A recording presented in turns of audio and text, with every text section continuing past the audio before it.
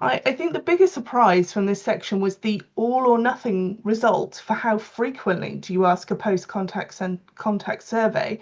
Why do you think this has happened?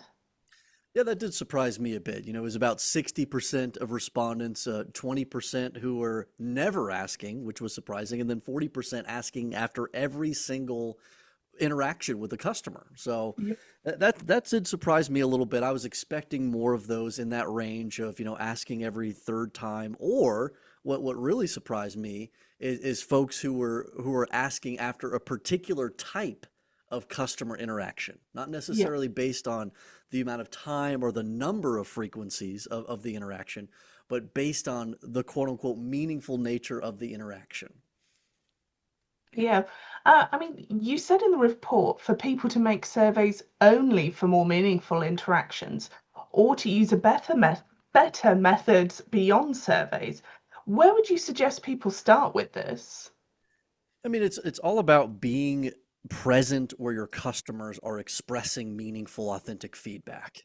So, surveys can still be an incredibly useful mechanism for collecting, that organic and or not so organic feedback. But Yeah. there's other ways too that we really need to round that out. The community forums, things like Reddit and Discord and these places, slickdeals.org as an example, people are expressing their opinions about brands and products and other things. And we need to be present in those spaces and able to understand the nature of our service experience on how people ultimately perceive those brands, big B brand.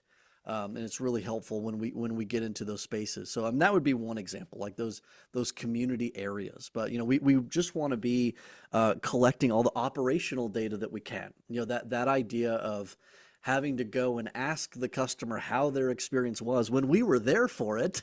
And we can draw out a lot of good sentiment data and a lot of good impact data in terms of after that service experience, how did they react and respond in terms of share and wallet or specific behaviors that we're looking to increase within our customer population.